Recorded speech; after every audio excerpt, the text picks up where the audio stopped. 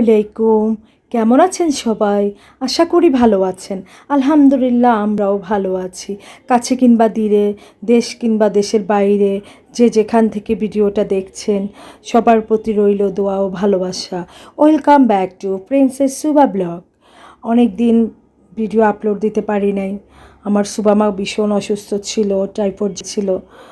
তো অনেক দিন ভিডিও দিতে পারি নাই, মেয়েকে নিয়েই খুব ব্যস্ত ছিলাম, হসপিটাল বাসা দৌড়াদৌড়িতে ছিলাম। এদিকে ভাইয়ের জন্মদিন, বার্থডে কেক কাটবেই, ও মানে ও অস্থির করে ফেলছে, মা আমার বার্থডে কেক কাটতেই হবে। পরে কি করা, মেয়ে অসুস্থ, তারপরেও ছেলের মন রক্ষার্থে এই তো সামথিং আয়োজন বাসার মধ্যে নিজেরা কেক কাটলাম। এই তো আমার বাবাটা কেক কাটতেছে। আপনারা সবাই আমার বাবাটার জন্য দোয়া করবেন, যেন আল্লাহ সুবহানাল্লাহ তাআলা যেন আমার বাবাটাকে নেক হায়াত দান করে এবং একটা ভালো মনের অধিকারী করে বড় করে তোলে, একটা মানুষের মতো ভালো মানুষ করে গড়ে তোলে। আপনারা সবাই আমার ছেলের জন্য দোয়া করবেন। এই তো আমার সুবামাকে একটু কেক খাওয়াই দিল, সুবামা খেতেই চাচ্ছে না।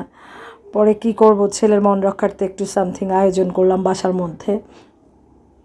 আসলে প্রত্যেকটা মা বাবা ছেলেমেয়ের আবদার ফেলতে পারে না, এটাই স্বাভাবিক। আর ছেলেমেয়ের মুখে খুশি দেখলে, আনন্দ দেখলে মা বাবারই আনন্দ হয়। তো এই তো আমার মেয়েটাও একটু হাসতেছে, ভাইয়ের সাথে বসলো। তো দেখে আমারও ভালো লাগছে। অনেক দিন সে বিছানা থেকে উঠতেই পারে না, মানে এমন অবস্থা। সুবহানাল্লাহ তাআলা রহম করছে, তাই আমার মেয়েটা একটু মোটামুটি সুস্থ হয়েছে। আপনাদের দোয়া, সবাই অনেক অনেক ভালোবাসা এবং দোয়া দিয়েছেন, সেজন্য আসলে আপনাদেরকেও ধন্যবাদ, কি বলবো। যাই হোক, আমার মেয়েকে ভালোবেসে আপনারা সবাই পাশে ছিলেন, সেজন্য আপনাদেরকে আবারও ধন্যবাদ জানাচ্ছি। এই তো তারপরে এই তো ছেলের জন্মদিনে ছেলেকে নিয়ে, মেয়েকে নিয়ে, ফ্যামিলি নিয়ে একটু আনন্দ করলাম। আসলে আনন্দটা ছেলের জন্যই, ছেলের মুখে হাসি ফোটানোর জন্যই আনন্দটা করা। ও ভাবছিল যে ওর জন্মদিনটা করাই হবে না, ওর বোন যেই অসুস্থ ছিল। তো বললাম যে বাবা না, তোমার বার্থডেটা আমি ওই যে পরে করি, বোন তো এখন ভীষণ অসুস্থ, তোমাকে বাইরে নিয়ে ঘুরেতে নিয়ে যাব, তোমাকে খাওয়াবো পরে, ঠিক আছে বাবা? মানতেই যায় না, বলতেছে না মা, আসলে ও তো ছোট মানুষ, এটাও বুঝতে হবে। তো আর কি করব, এই তো ওর জন্য সামান্য ছোট একটা কেকের আয়োজন। এই তো ওর কেকটা ওর বাবা নিয়ে আসছে।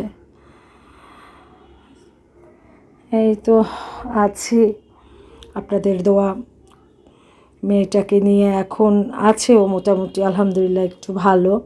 বাট মাঝে মাঝে ওর জ্বরটা আবার আসে। ডক্টর কাছে নিয়ে গেলাম চেক আপে। তো ডক্টর বললো যে ওর ব্লাডটা আবার টেস্ট করানো দরকার। তো ওর ব্লাডটা টেস্ট করাতে নিয়ে যাব। আপনারা সবাই দোয়া করবেন যেন ভালো রিপোর্ট আসে। আসলে ছেলেমেয়ের মানে সন্তানেরা যদি অসুস্থ থাকে, মা বাবার কিছুই ভালো লাগে না, সারাক্ষণ অস্থিরতা কাজ করে আমার ভিতরে।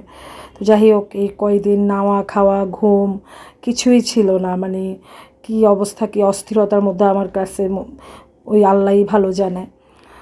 তো এই তো বাবাটার কেকটা কেমন হয়েছে কমেন্ট করে জানাবেন আপনারা। তো ওই যে ওখানে একটা সেরিপোল আছে, এটা খাওয়ার জন্য বসে আছে আমার বাবাটা, আর দুটো কেকের কান, দুটো খাওয়ার জন্যই বসে আছে যে তাড়াতাড়ি আমি কেকের কান খাবো, সেরি খাবো।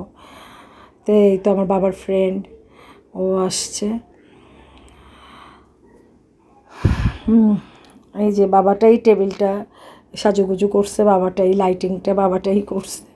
আমাকে বলতেছে মা আমি লাইটিং করবো টেবিলে। পরে আমি বলছি ঠিক আছে বাবা, দেখবা কারেন্ট শর্ট করবে।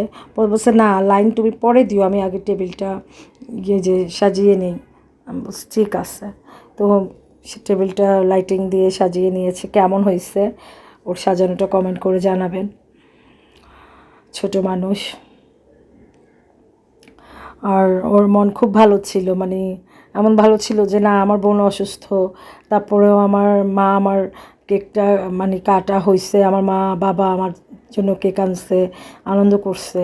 ও খুব নিজেকে কি বলবে, ও নিজেই বুঝতে পারতেছে না, সারাক্ষণ হাসি খুশি ছিল যে না আমার মা শুধু বোনকেই ভালোবাসে না, মা বাবা আমাকেও ভালোবাসে। তো যাই হোক, ছেলের মনে যখন এই জায়গাটা করতে পারছি, এটা আসলেই বড় একটা ব্যাপার। যে ওর ধারণা ছিল ওর বোনকেই ভালোবাসি, কিন্তু এখন ওর ধারণাটা সম্পূর্ণ ভেঙে গেছে যে না, ওকেও ভালোবাসি, ও বোনকেও ভালোবাসি। তো এই তো যাই হোক, ও চিপস খাচ্ছে আর আমাকে বলতেছে মা খাবা, দেখো কেমন কুড়মুড়ে চিপস, তুমি খাবা? পরে আমি বলছি না আমি খাবো না, তুমি খাও। পরে বলছে মা খাও না একটু, দেখো ওর মোচ আছে, তুমি খাবা, চিপসটার মোচ আছে। তো যাই হোক, এই তো একটু খানাপিনার আয়োজন করলাম। এই যে বিরিয়ানি করলাম, আমার বিরিয়ানিটা হচ্ছে। যাই হোক, এই তো চাল দিয়ে দিলাম, তো রান্না বান্না করতেছি।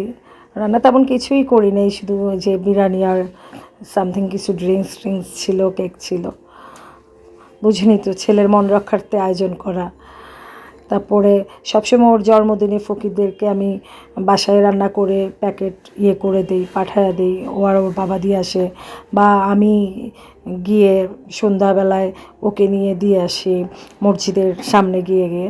তো এবার আর হয় নাই আসলে, এত ছিলাম, এবার আর ওইদিকে দেওয়া হয় নাই। সো দেখি পরে একদিন রান্না করে ওদেরকে দিব। তো যাই হোক, আমার বিরিয়ানিটা হচ্ছে, আপনার সাথেই থাকেন। কালারটা কেমন আসতেছে, এই যে বিরিয়ানিটা পুটপুট করতেছে, ফুটতেছে।